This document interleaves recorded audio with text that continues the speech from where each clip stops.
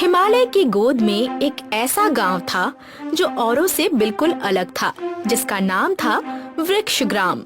ये गांव जमीन पर नहीं बल्कि एक विशाल बरगद के पेड़ पर बसा था। उसकी जड़ें इतनी मजबूत थीं कि इसने सदियों से गांव को संभाले रखा था। अरे राजू बेटा, जल्दी, बस हो गया उन डालियों पर खेलना। बारिश आ गई है, चलो घर आ जाओ। आया माँ।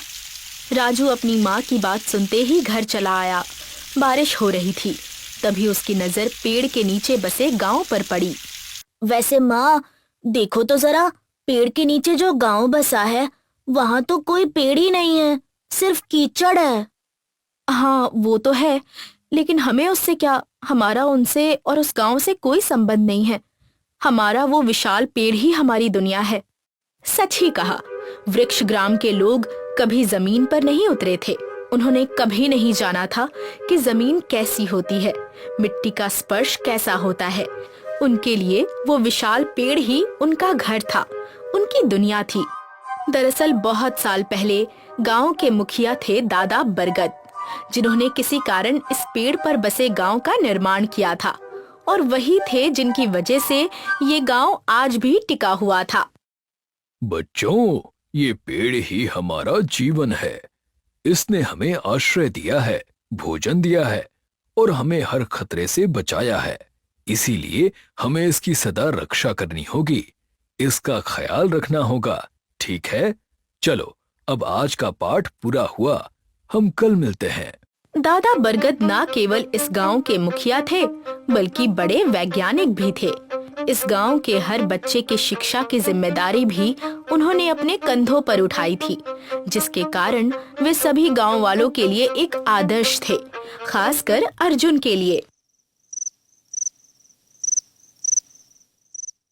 भैया, मुझे आपका आशीर्वाद चाहिए था। मेरा आशीर्वाद? लेकिन क्यों? मैंने 10वीं कक्षा पास कर ली। अरे वाह, ये तो बहुत अच्छी बात है। चलो अब जल्दी मेरा मुंह मीठा कराओ। जरूर, लीजिए मिठाई और मुझे अपना आशीर्वाद दीजिए। मेरा आशीर्वाद तो सदा ही तुम्हारे साथ है बेटा, ऐसे ही आगे बढ़ते रहो। जी भैया। वैसे अर्जुन, तुम्हारा वो नया खाद का अनुसंधान पूरा हुआ कि नहीं? बस अब पूरा होने ही वाला है। वाह, ये भी अच्छी बात है। एक बार तुम्हारा खाद का अनुसंधान हो गया तो समझो मेरी चिंता मिट गई। उस खाद के कारण हमारा ये पेड़ और भी मजबूत होगा और अमर हो जाएगा। जी जरूर भैया, और सिर्फ हमारा पेड़ ही नहीं, बाकी भी। हम उस खाद से और भी नए मजबूत पेड़ उगा पाएंगे। मैं तो सोच रहा हूँ कि एक बार मेरा अनुसंधान पूरा हो जाने के बाद नीचे बसे गांव में भी ले जाऊं। साल बीत गए लेकिन उस गांव में एक भी पेड़ नहीं है। न जाने बेचारे कैसे रहते होंगे। अर्जुन के मुंह से नीचे बसे गांव की बात सुनकर दादा बरगद एकदम से चिढ़ गए। नहीं, तुम्हारी मेहनत से बना खाद उनके गांव में बिल्कुल नहीं जाएगा। लेकिन क्यों? मुझसे सवाल मत पूछो, बस जितना कहा है उतना करो। हमारा उन लोगों से और उस गांव से कोई संबंध नहीं है, समझे तुम? अजीब बात थी। अर्जुन ने पहली बार दादा बरगद को इतना चिढ़ते हुए देखा था, वरना तो वे बहुत शांत और संयमी स्वभाव के थे। लेकिन ना जाने क्यों वो नीचे बसे गांव की बात सुनते ही मुंह फेर लेते थे। आखिर भैया को हुआ क्या था? इस तरह से गुस्सा तो वो कभी नहीं करते। खैर छोड़ो, होगी कोई बात। अर्जुन सोचते सोचते सो गया। तभी अचानक जोर से बारिश होने लगी, इतनी तेज कि तूफान आ सकता था। अरे, इतनी तेज बारिश! अर्जुन को चिंता होने लगी। उसने खिड़की से नीचे वाले गांव की ओर नजर डाली। पूरे गांव में पानी भर गया था, कीचड़ का पानी। लोग घबराए हुए थे। उसने देखा कि वहां के लोग पेड़ की ओर आ रहे थे। कुछ तो धीरे धीरे पेड़ की सीढ़ियों से ऊपर भी चढ़ रहे थे। अरे ये क्या? ये लोग तो ऊपर आ रहे हैं। मुझे गांव का द्वार खोलना होगा। अर्जुन दौड़ते हुए गांव के द्वार पर पहुंचा। उसने द्वार खोलना चाहा, लेकिन तभी रुक जाओ, ये तुम क्या कर रहे हो? भैया, बारिश की वजह से नीचे बसे गांव के लोग मुश्किल में हैं। डर के मारे वो हमारे इस गांव में आ रहे हैं, इसीलिए द्वार खोल रहा हूँ। कोई जरूरत नहीं है, उन्हें वैसे ही तड़पने दो। क्या? तड़पने दूं? ये आप क्या कह रहे हैं? वही जो तुमने सुना, द्वार खोलने की जरूरत नहीं है। लेकिन क्यों? आखिर आपको हुआ क्या है? बारिश बढ़ती जा रही है, तूफान आ सकता है। उन लोगों को हमारी मदद की जरूरत है और आप हैं कि उन्हें मदद देने को तैयार ही नहीं है। क्योंकि वो लोग इसके लायक नहीं है। लायक नहीं है? लेकिन क्यों? क्योंकि उन्हें पेड़ की कद्र नहीं है। बहुत सालों पहले की बात है। मेरे पिताजी बड़े वैज्ञानिक थे। उन्हें पशु पक्षियों और पेड़ों से बहुत लगाव था।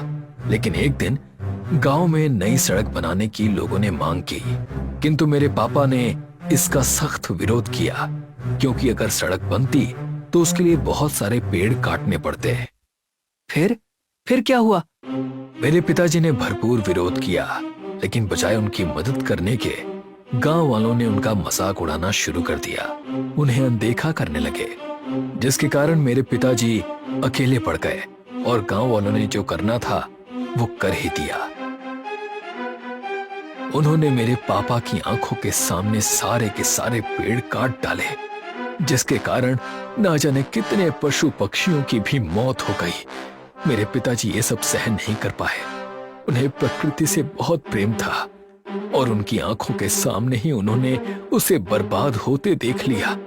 बहुत दुखी थे वो, अत्यधिक पीड़ा में थे, जिसके कारण मेरे पिताजी चल बसे। क्या? चल बसे? हाँ, तब मैंने ठान लिया था कि जब मैं बड़ा हो जाऊंगा तो ऐसा आविष्कार करूंगा जिससे किसी भी पेड़ की कभी मृत्यु ना हो, ना ही कोई उसे तोड़ सके और ना ही कोई उसे उखाड़ सके। मैं बड़ा हुआ, पिताजी के किए गए आविष्कार को समझने लगा और उसमें अपने अनुसार बदलाव करके मैंने ये पेड़ खड़ा किया और फिर एक नई दुनिया बसा ली। ये तो काफी भयानक है। आप पर क्या बीती होगी मैं समझ सकता हूँ। इसीलिए कह रहा हूँ, उन लोगों को यहाँ मत लाओ, वरना वो लोग इसे भी बर्बाद कर देंगे। आपका डर मैं समझता हूँ भैया, लेकिन आप ही सोचिए, उन्हें मदद की जरूरत है। हो ना हो ये पेड़ आपके लोगों का घर बना, उनका जीवन समृद्ध हो सकता है और आप ही भविष्य के डर की वजह से इतने लोगों का जीवन खतरे में डाल रहे हैं। ये तो सही नहीं है ना। अगर आपके पिताजी यहाँ होते तो वो ये कभी नहीं करते। अर्जुन की बात सुनकर दादा बरगद को अपनी गलती का एहसास हुआ। तुम सही कह रहे हो अर्जुन, मेरे पिताजी होते तो ऐसा बर्ताव बिल्कुल नहीं करते। द्वार खोलो और उन्हें अंदर आने दो।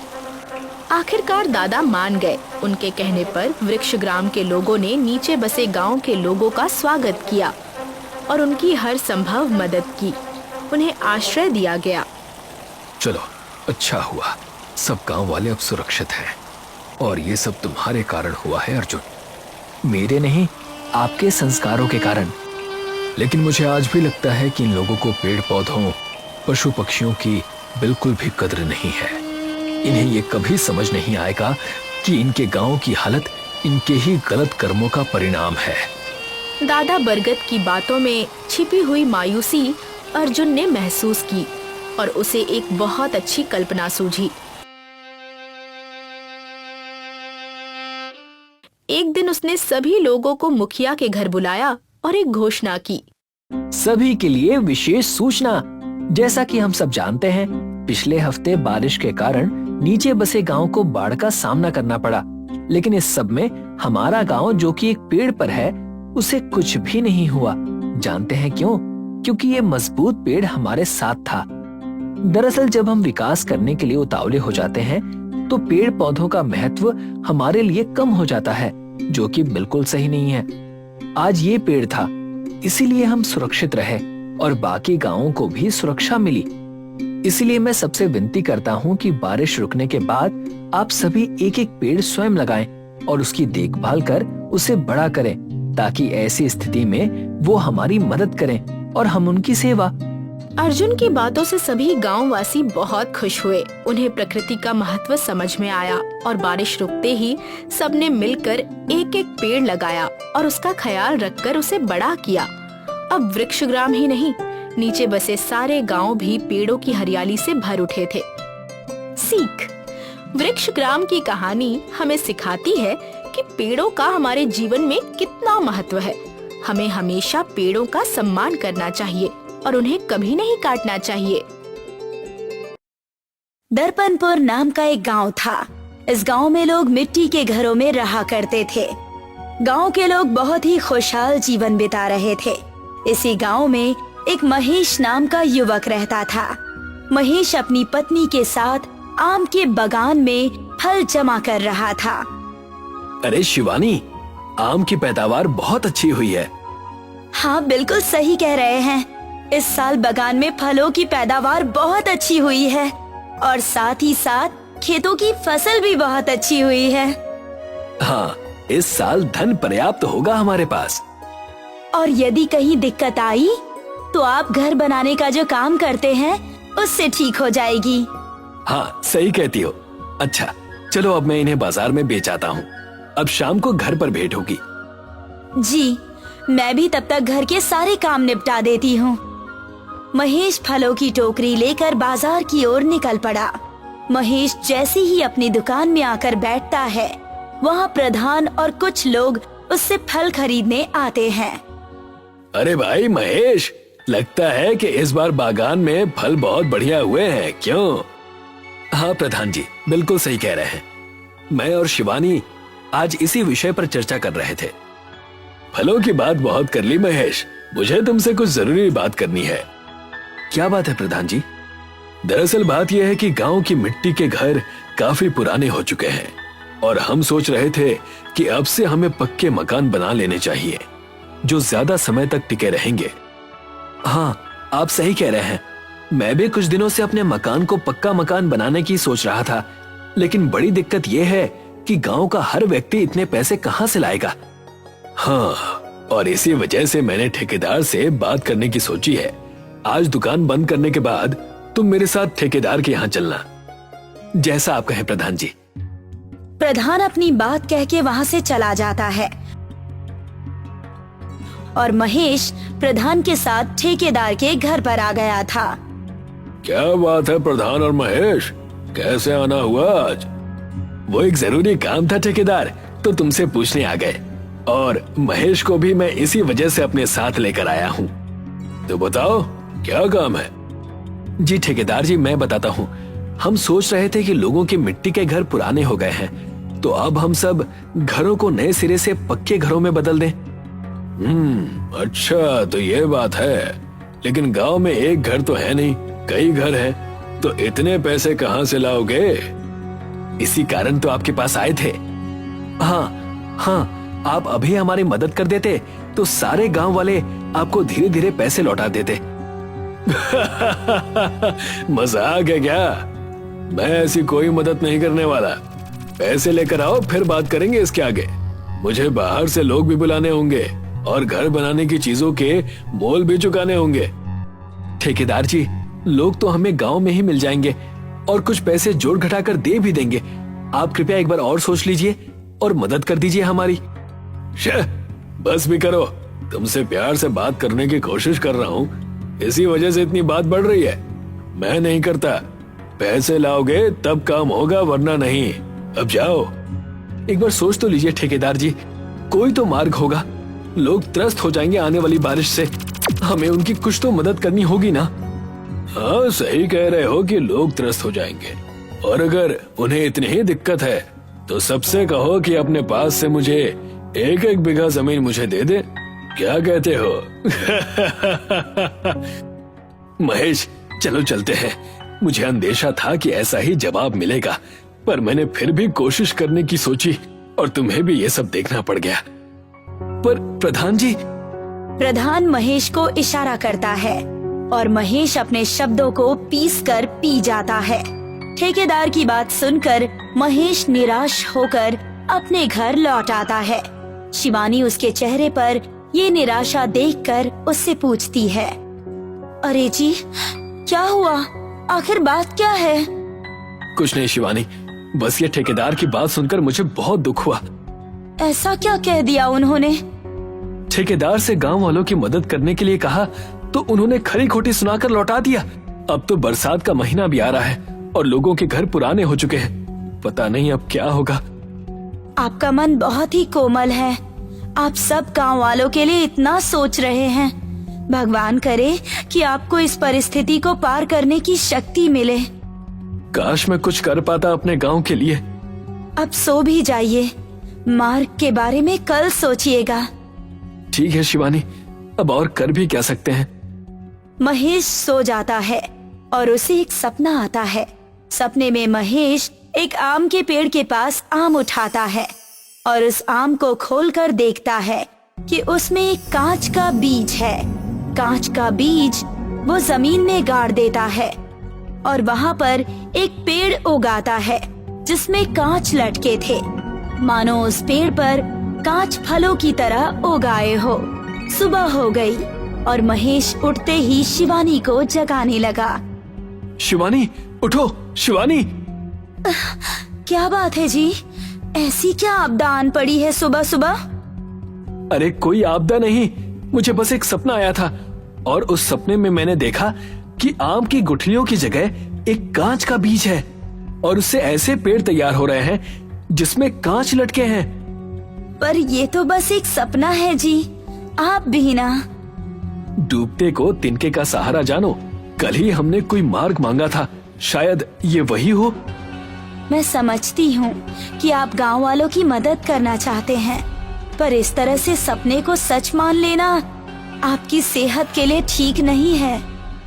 तुम कुछ भी कहो, पर बस चलो मेरी संतुष्टि के लिए एक बार देख आते हैं। अच्छा जी, ठीक है। आओ चलते हैं। महेश और शिवानी अपने बागान की ओर निकल पड़े। वहाँ पहुँचते ही उन्हें पेड़ पर एक चमकता हुआ कांच का आम देखा। देखा, मैंने कहा था ना तुम्हें, ये सपना जरूर सच होगा। हाँ जी, आप एक काम करिए, आप इस आम को तुरंत तोड़ दीजिए। महेश तुरंत एक पत्थर मारता है और वो कांच का आम नीचे गिर पड़ता है। उस आम को जैसे ही महेश खोलने की कोशिश करता है, वो आम खुल जाता है और उसमें से एक कांच का बीज बाहर निकलता है। देखो शिवानी, हम इसे बो देते हैं। कांच निकलेंगे तो हम उससे लोगों के घर बना देंगे और सारी दिक्कतें खत्म। हाँ जी, बिल्कुल सही कह रहे हैं। इसे कल देखने आ जाएंगे और साथ में सरपंच जी को भी ले आएंगे। दोनों आम के बीज को बो देते हैं और उस पर पानी डालकर चले जाते हैं। वो पौधा तनिक बढ़ जाता है, पर दोनों अपनी खुशी में आगे चले जाते हैं और कल का इंतजार करते हैं। रात बीत गई और नई सुबह आई। महेश के साथ सरपंच जी भी उस बागान में आकर खड़े थे और कांच के पेड़ को देखकर बहुत चक्का रह गए थे। अरे, तुमने तो कहा था कि बीज कल ही बोया है, ये तो पूरा का पूरा पेड़ है। जी प्रधान जी, अब गांव से कुछ लोगों को जोड़कर हम सबके घर बनाना शुरू कर सकते हैं। हाँ, सही कहते हो। अब हमें ठेकेदार के पास भीख मांगने की जरूरत नहीं है। तो क्या कहते हैं प्रधान जी, आज से ही शुभारंभ कर दें? हाँ, शुभ काम में देरी कैसी। महेश ने घर बनाना शुरू कर दिया और अब एक हफ्ता बीत चुका था, जिसमें महेश ने अपना और प्रधान का कांच का घर बना दिया था।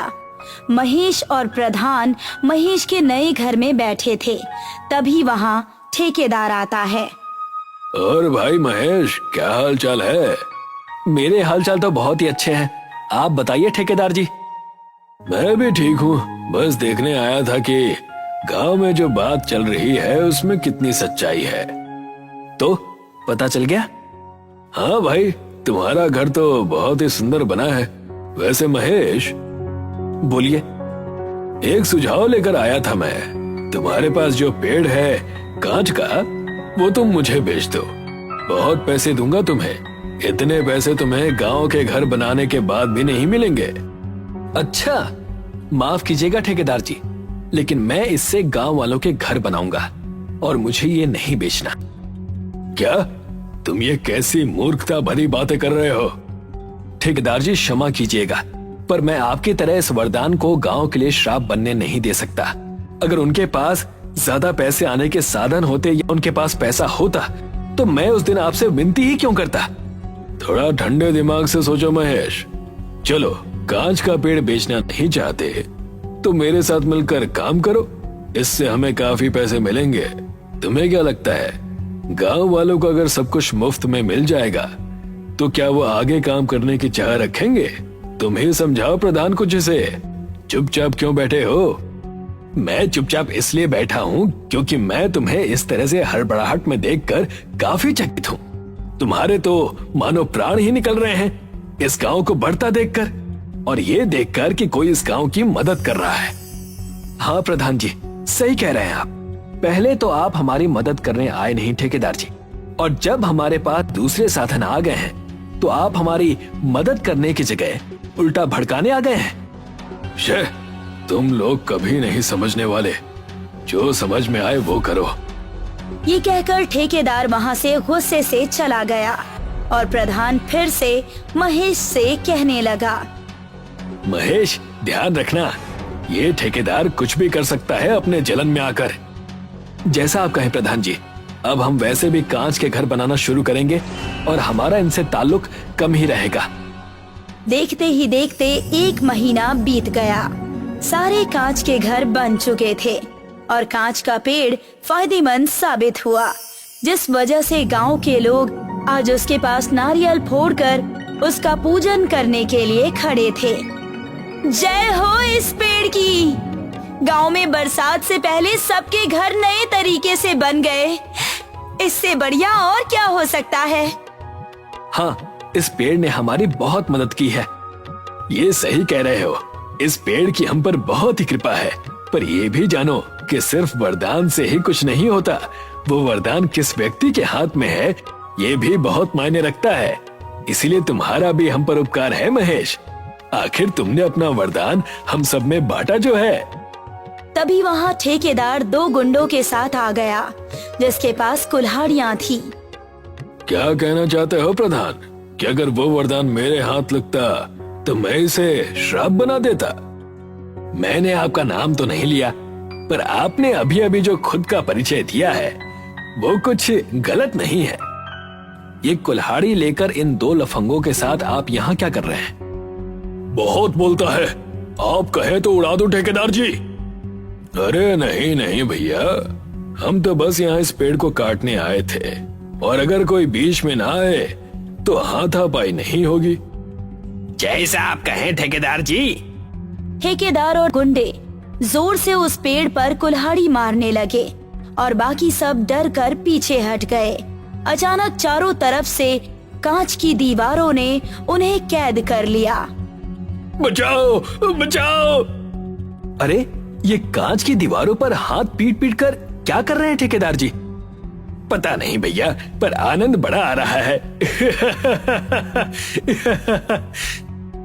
इसी तरह कांच के पेड़ ने फिर से एक बार गांव को बचा लिया और सब ठहाके लगाकर खुशी खुशी अपने कांच के घरों में रहने लगे।